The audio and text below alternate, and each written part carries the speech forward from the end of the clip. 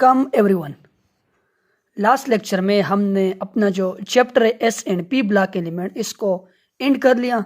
आज इस चैप्टर के अंदर जो इम्पॉर्टेंट एमसीक्यूज है डिफरेंट टेस्ट के लिए उसको हम डिस्कस करेंगे by using different kind of tricks. अब पहला जो एमसीक्यूज है वो ये है कि most abundant element in earth crust. चार ऑप्शन दिए है कि इनमें से अर्थ क्रस्ट के अंदर सबसे ज़्यादा पाए जाने वाला एलिमेंट कौन सा है। तो यहाँ मैं आप लोग को एक शॉर्टकट बता देता हूँ कि आप लोगों ने टॉप 10 एलिमेंट को जो अर्थ क्रस्ट के अंदर है उनको कैसे याद करने। उसके लिए ये है कि उससे एल्फी का ना कहो मगर ठहर।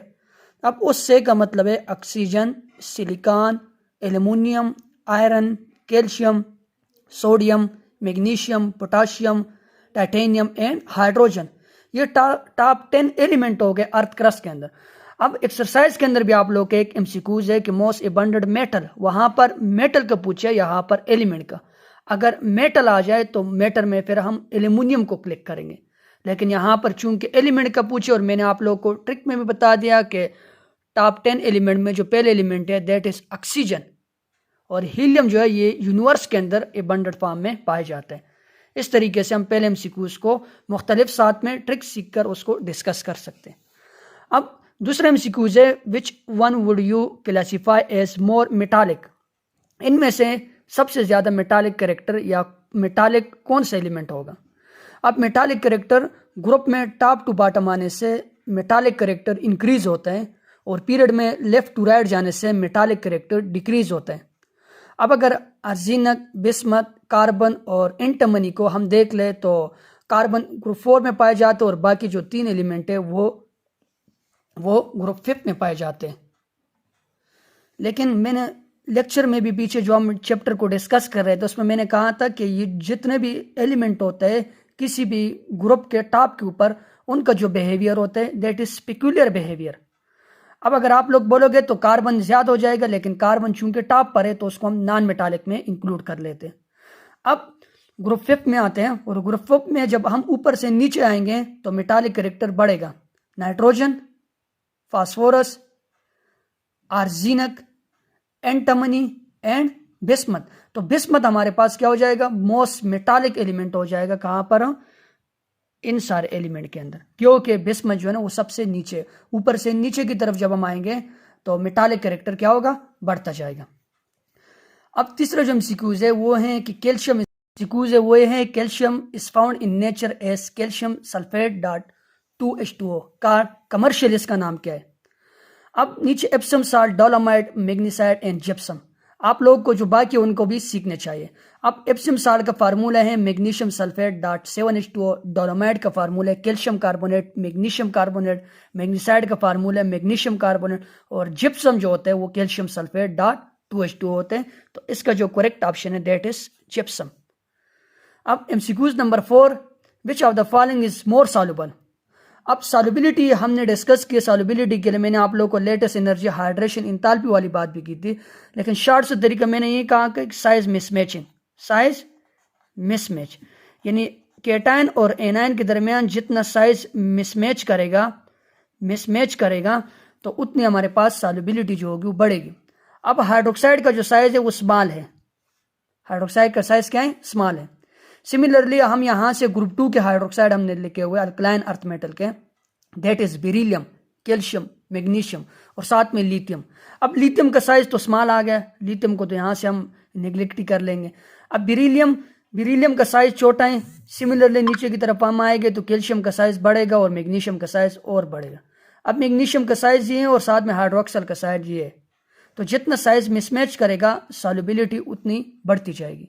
तो बेरिलियम, मैग्नीशियम, कैल्शियम जो जितने नीचे होगा तो ग्रुप 2 में कैसा ट्रेन है कि बेरिलियम है, मैग्नीशियम है, उसके बाद फिर कौन है, कैल्शियम है। तो कैल्शियम हाइड्रोक्साइड का जो साइज मिसमैचिंग वो सबसे ज्यादा है, इसलिए हमारा जो ऑप्शन होगा दैट इज कैल्शियम हाइड्रोक्साइड।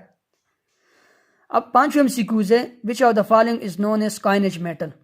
अब कॉइनेज मेटल जो होते हैं वो ग्रुप 1B के एलिमेंट होते हैं, that is copper, silver and gold.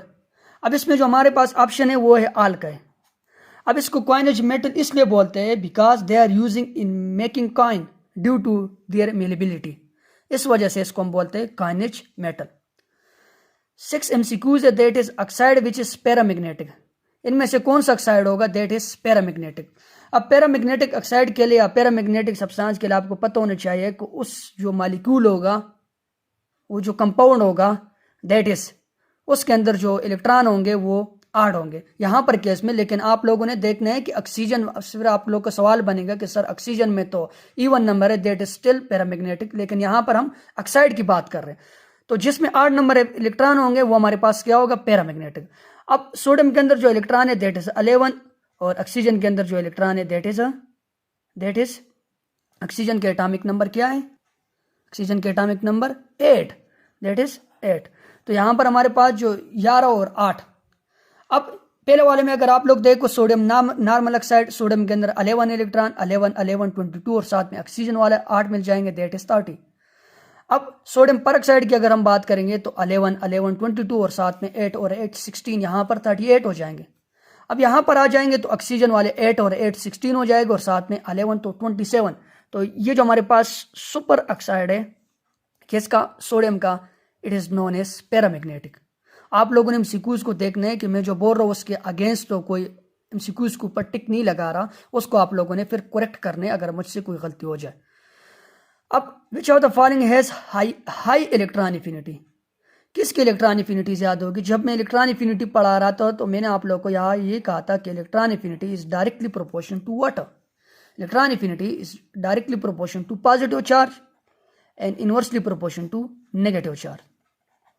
अब अगर हम सोडियम पॉजिटिव, नियान और फ्लोरीन में देखें तो सबके अंदर इलेक्ट्रॉन की तादाद सेम है, लेकिन electron affinity is directly proportional to positive charge and inversely proportional to negative charge. Sodium के ऊपर पॉजिटिव चार्ज है, नियान न्यूट्रल है, फ्लोरीन के ऊपर नेगेटिव चार्ज है। तो मैंने क्या कहा था कि पॉजिटिव चार्ज को आप लोगों ने पीरियडिटी देनी है, तो सोडियम पॉजिटिव चार्ज की जो इलेक्ट्रॉन एफिनिटी होगी वो सबसे ज्यादा होगी। अब एमसीक्यूज नंबर 8 है विच ऑक्साइड इज इंफोटेरिक, कौन सा ऑक्साइड है जो इंफोटेरिक इन नेचर होगा।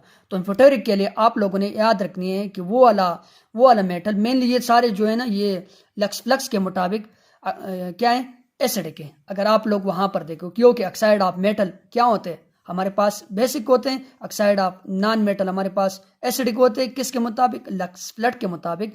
लेकिन आप लोगों ने एक बात याद रखनी है कि वो वाला कैटायन जिसकी चार्ज डेंसिटी ज्यादा होगी, यानी जिसका साइज स्मॉल होगा, जिसका चार्ज लार्ज होगा, तो वो ऑक्साइड मेनली हमारे पास इंफोटेरिक होते हैं। दैट इज एल्यूमिनियम का ऑक्साइड, बेरिलियम का ऑक्साइड, सिमिलरली ये जो जिंक का ऑक्साइड है, सिमिलरली कॉपर 3 ऑक्साइड है।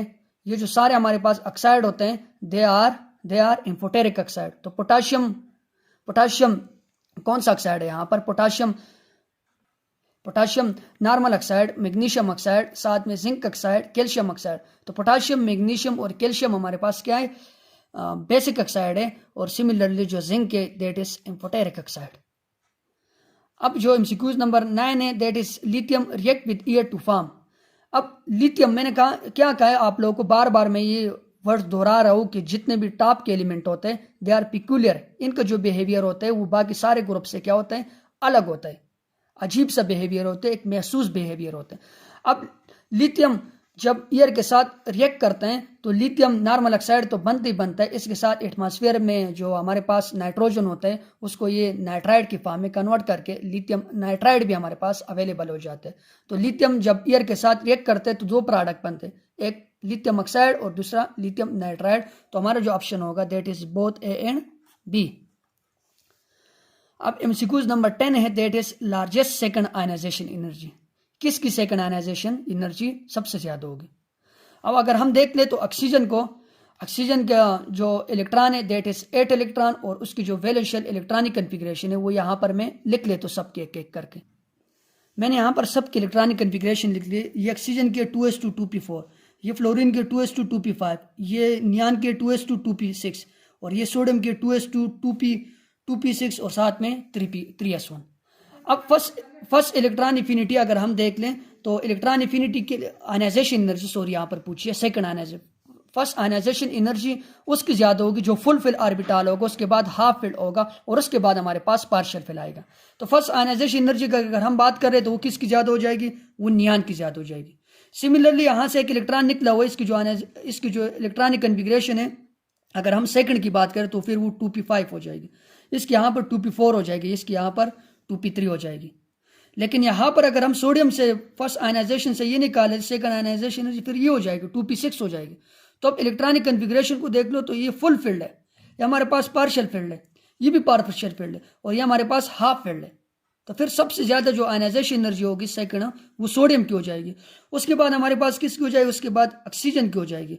उसके बाद सिमिलरली यहाँ पर जो होगी फिर वो फ्लोरीन को, फिर वहाँ पर नियान वगैरह की हो जाएगी। तो सेकंड आयनाइजेशन एनर्जी किसकी ज़्यादा हो जाएगी इन सब में, second ionization energy of sodium is greater than all of other element due to fulfil orbital. अब लास्ट एमसीक्यूज है, that is anhydride of HClO4। HClO4 anhydride का मतलब ये है कि HClO4 से वाटर मॉलिक्यूल को रिमूव किया गया। तो वाटर मॉलिक्यूल को हम कैसे निकालेंगे, जब हम दो HClO4 जो मॉलिक्यूल है या एसिड है उनको एक दूसरे के साथ क्या करेंगे, उसको एक दूसरे के साथ रिएक्ट करवाएंगे।